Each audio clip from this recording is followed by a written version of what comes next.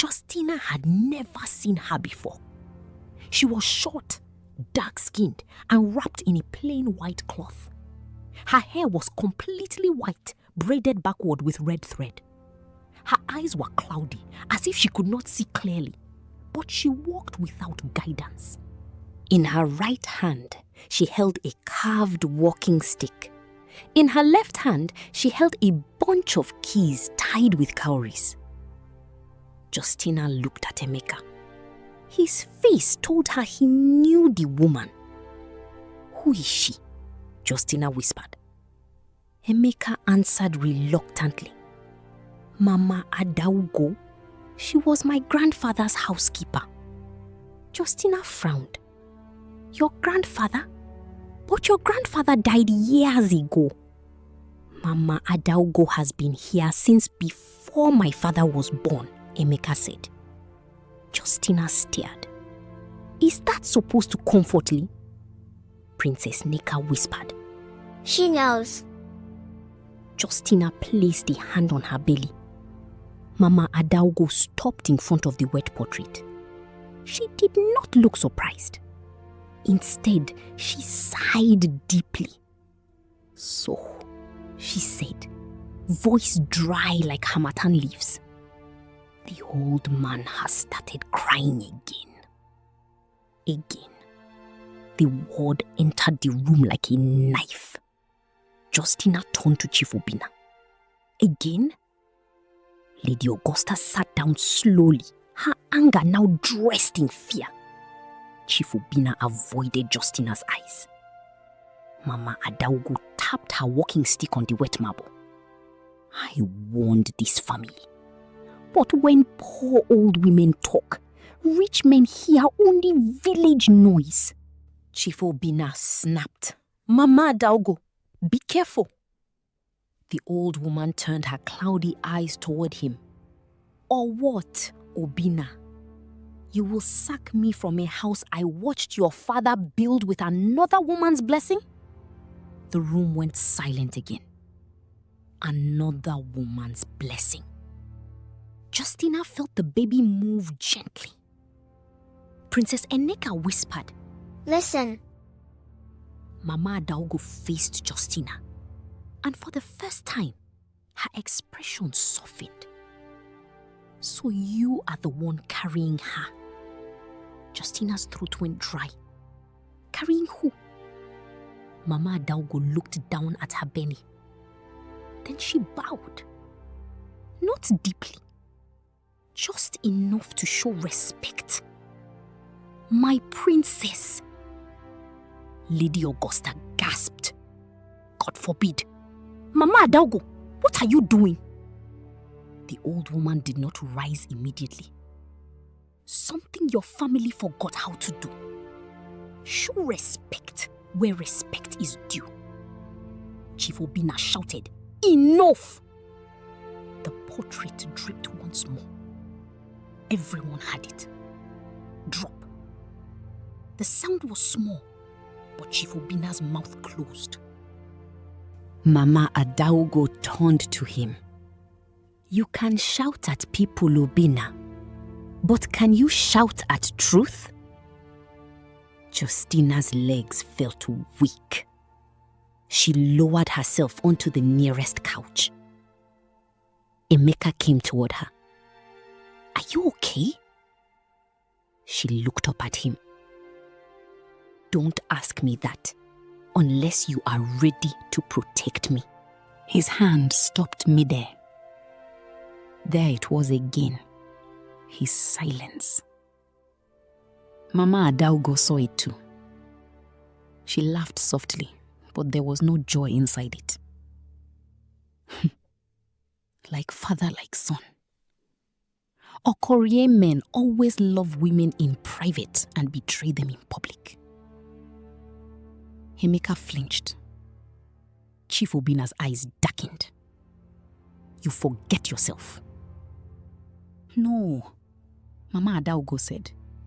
"I remember too much. That is the problem." Lady Augusta stood again, restless. "This is not the time for old stories. We need solution. The girl should go to hospital. Let another scan confirm. If mistake has happened, we correct it. Mama Adaogo looked at her slowly. Augusta, your mouth is still running ahead of your wisdom. Excuse me? You heard me. Justina did not know whether to be afraid or amused. Princess Nneka whispered. I like this one. Justina nearly smiled. Chief Obina breathed heavily. Mama Adaogo, tell us what to do. Now you want my mouth, the old woman said. When I told you not to force scan on the girl, you said science has past tradition. When I told you not to disturb a child in the womb, you said old women fear ultrasound. Now your father is crying on the wall. You want advice. Chief Obina clenched his jaw. Mama Adaogo tapped her stick again. Gather the family. Lady Augusta froze. What? Gather the family, the old woman repeated. Let the elders come. Let the lawyers come. Let the trustees come. Let everybody who has been eating from this hidden pot come and sit down. This marriage must be put on trial before the child is born. Justina frowned. My marriage? Mama Adaogo turned to her. Yes, my daughter. Because marriage is not only about who wears ring.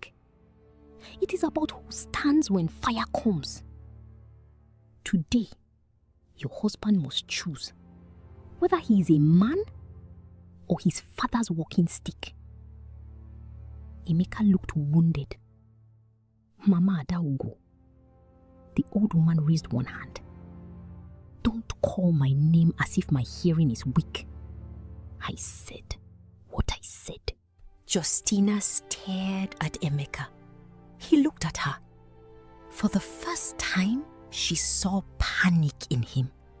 Not because of spirits, not because of prophecy, because everyone could now see what she had seen in him at midnight. A man standing between love and wealth, hoping both would wait for him. Chief Obina shook his head. This is unnecessary. We can handle this privately. Mama Adaogo laughed. Privately? That is how your father handled it. Privately.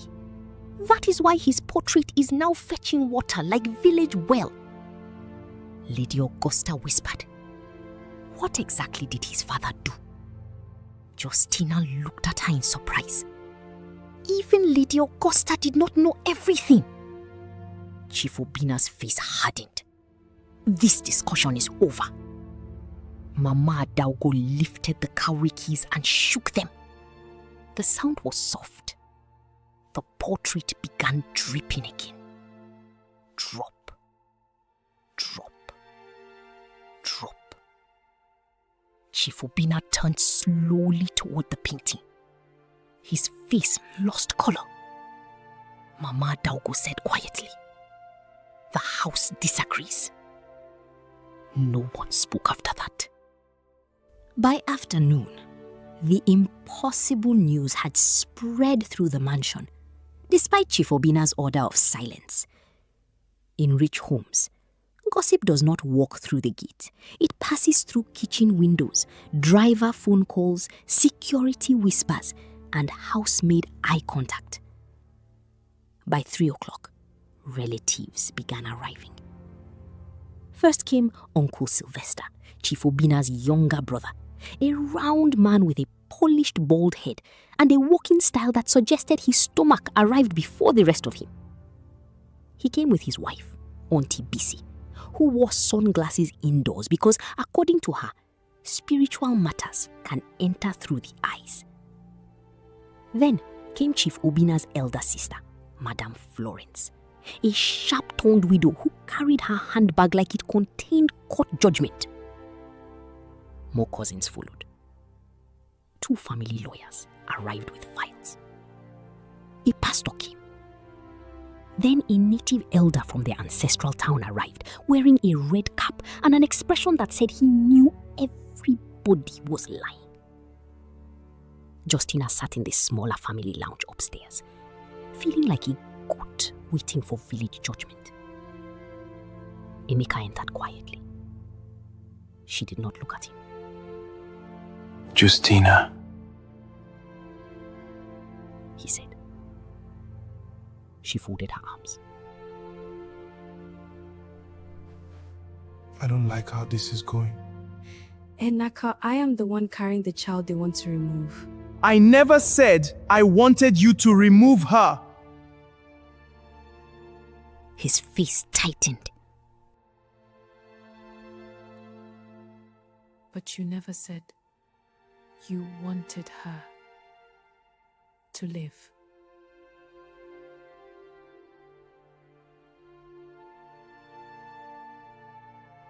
Why do you keep saying that? Because it is true.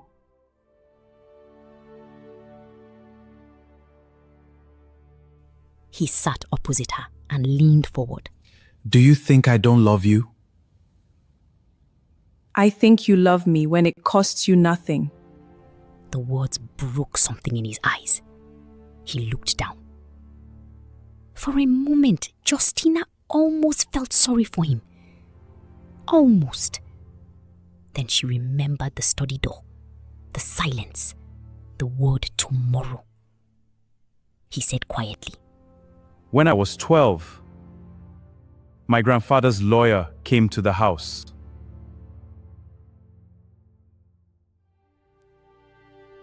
I remember my father shouting, my mother crying. Later, my father told me there was a clause in the family trust. If the first child born into my generation's line was female, control of the estate would be frozen. Justina frowned. Frozen?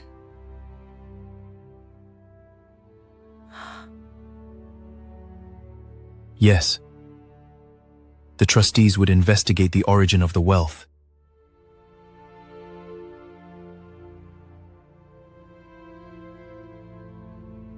If any old debt was found unpaid, the assets could be seized, transferred, or dissolved.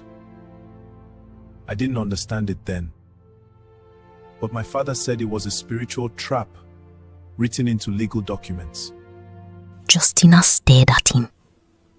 So it was not only superstition. There were documents, lawyers, a trust, a hidden condition. Why didn't you tell me before marriage?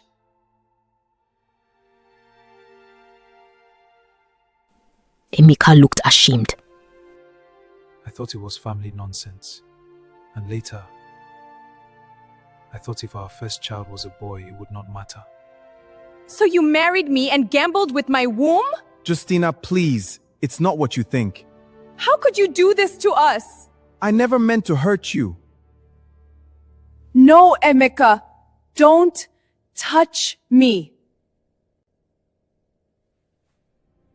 The baby shifted. Princess Neka whispered. Ask him what happened to the woman before Lady Augusta. Justina froze. Slowly, she turned back to him. What happened to the woman before your mother? Emeka's face What are you changed. talking about? You heard me. He stood. Who told you that? That is becoming a popular question in this house. Emeka looked toward the door, then back at her. My father was engaged before my mother. A long time ago. Her name was Wakego. Justina felt chills move over her arms. What happened to her? I don't know. No. Mecca.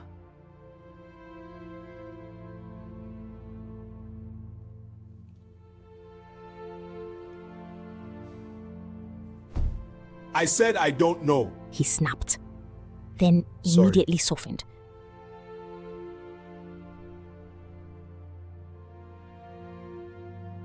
I only heard pieces. My grandfather wanted my father to marry her because her family helped ours when they had nothing. But my father chose my mother instead. And Wake go? Emeka's eyes fell. She disappeared. Justina's belly tightened. Not with pain, with warning. Princess Eneka's voice came low. Not disappeared. Buried from memory. Before Justina could ask more, Anne arrived. Nobody knew how she entered the compound. One moment, security men were still arguing with the locked gate. The next moment, Anne's voice was ringing from downstairs. Where is my pregnant friend? If anybody has touched her, come and write your will now. Justina rushed to the balcony. Anne stood in the living room wearing jeans, a red top, and slippers that looked ready for violence. Her wig sat slightly crooked, probably from arguing her way through the gate. Behind her stood Mr. Titus, looking proud. I brought her through the small generator gate, he announced. Spirits locked main gate, not all gates. Lady Augusta looked horrified. Who allowed this woman inside my house? Anne placed one hand on her waist. Madam, good afternoon to you too. I can see hospitality died here and nobody did burial. Justina called, Anne. Anne looked up and saw her. Her face softened immediately. My baby, she said, hurrying toward the stairs. Lady Augusta blocked her. You cannot just walk into this family matter. Anne looked her up and down. Mommy, with all due respect, when a pregnant woman calls me crying, it has become community matter. Community? Lady Augusta said, scandalized. Yes, I am the community. Mr. Titus nodded. She is truly many people in one body. Lady Augusta shouted, Titus! He looked away, muted, Mommy. Anne climbed the stairs anyway. When she reached Justina, she pulled her into a careful hug. What happened? She whispered. Justina held on to her and almost broke down. Anne pulled back and touched her belly. Baby, your auntie is here. Anybody disturbing you, just kick twice. The baby kicked twice. Anne screamed. Justina grabbed her. Anne stared at the belly, eyes wide. Did she just answer me? Justina froze. Emeka stared. For a few seconds, nobody spoke. Then Anne whispered, Justina, your baby has customer service. Princess Nneka whispered, I like her too. Justina closed her eyes. This day was becoming too much. By evening, the family gathering began in the grand hall. The hall had hosted birthday parties, political dinners, engagement ceremonies, and Christmas praise nights where Lady Augusta always cried louder than everyone during worship. But that evening, the chandeliers seemed dimmer. The walls seemed closer. Even the chairs arranged in a semicircle looked like judgment seats. Chief Obina sat at the center. Lady Augusta sat beside him, rigid with anger. Emeka sat near Justina, but not close enough to pretend everything was fine. Justina sat with Anne on one side and Mama Adaugo on the other. The family lawyers sat with files open. The pastor held his Bible. The native elder held his staff. Uncle Sylvester whispered to his wife, "If this thing affects the estate in Abuja, we need to know early." Auntie Bisi elbowed him. "Shut up! Is this the time?" He whispered back, "That estate is emotional to me." Madame Florence cleared her throat. "Let us begin before people start fainting from secrets." Mama Adaugo stood slowly. Everyone became quiet. She pointed her walking stick at Chief Obina. This matter did not begin with Justina. It did not begin with the scan. It did not begin with the unborn child. She turned to the portrait of the late patriarch, which had been moved into the hall and covered with a white cloth. It began with a promise broken before most of you were born. Chief Obina said coldly, "Be careful with your words." Mama Adaugo smiled. Truth does not need permission. She faced the family.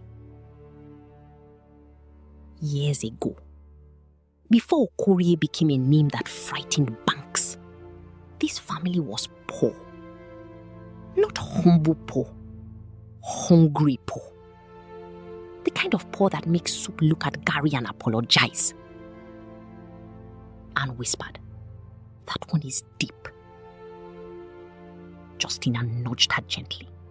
Mama Adaugo continued.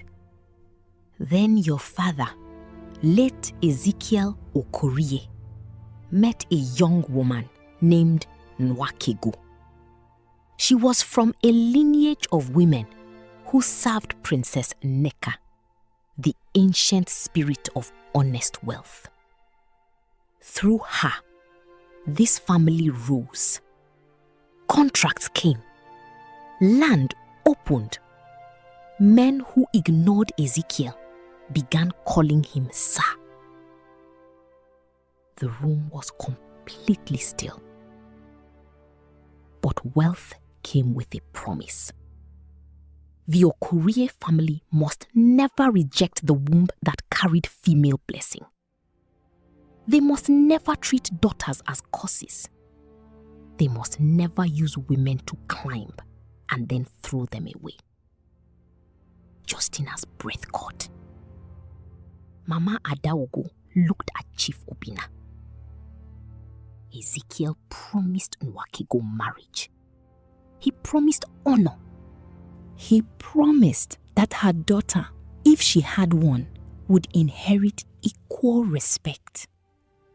Lady Augusta's face tightened. "And then?" Madame Florence asked. Mama Adaugo's voice dropped. "Then Ezekiel found richer friends, bigger rooms, new ambition. He allowed his son, Obina, to break the engagement with Nwakego and marry Augusta, whose family had political connections. Lady Augusta stood. "This is an insult." Mama Adaugo turned to her. "Sit down. Your own chapter is coming." Anne whispered, "Eh." Justina whispered, "Anne, please."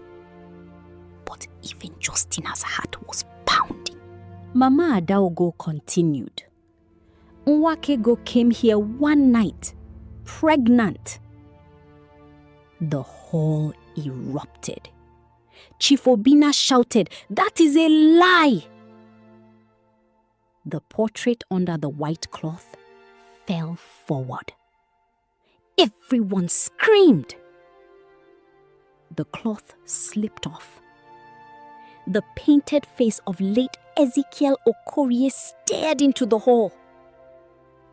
Water began to gather at the corner of his eyes again.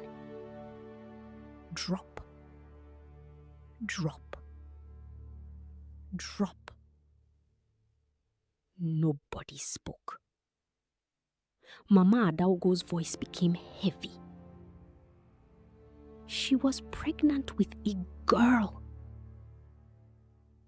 Justina held her belly. Inside her, Princess Nneka was silent. But the silence was powerful. Emeka looked at his father, stunned. Papa. Chief Ubina's face had turned grey. Lady Augusta sat frozen. Mama Adaugo pointed at the weeping portrait. That night, Nwakigo was sent away. They called her a threat. They called her child a curse. They told her if she gave birth to a girl, the wealth would leave. But the truth was different. The native elder spoke for the first time. What was the truth? Mama Adaugo looked around the room. The wealth was never meant to leave because a girl was born. It was meant to leave if a girl was rejected. Justina felt the whole world pause. There it was. The twisted prophecy. The lie that had almost cost her daughter's life. Emeka covered his mouth and whispered, Jesus. Lady Augusta shook her head. No, this cannot be. Mama Adaugo faced her. It can, and it is. Chief Obina stood slowly, trembling with anger. Enough. I will not sit here and listen to servants rewrite my father's history. Mama Adaugo looked at him sadly. You are not angry because I lied. You are angry because I remember. Then she turned to Justina.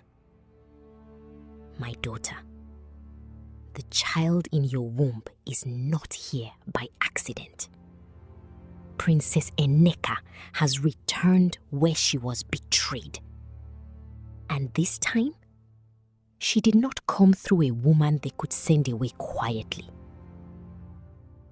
The whole lights flickered. Justina's belly warmed. Then, in the silence, the unborn baby laughed softly. Everyone heard it. Not only Justina. Everyone. A small baby laugh filled the hall, sweet and terrifying. Anne grabbed Justina's hand. My friend, your baby just addressed the meeting. Lady Augusta began to pray loudly. Chief Obina staggered backward. Emeka stared at Justina's belly with tears in his eyes. Then Princess Nneka spoke. This time, her voice came not only inside Justina, but through the room itself. Soft, clear, ancient. Let the trial begin. The chandelier swung once. The files in front of the lawyers flipped open by themselves. And on the first page of the oldest trust document, words written in faded ink began to glow. The daughter you reject will return as the owner of what you stole.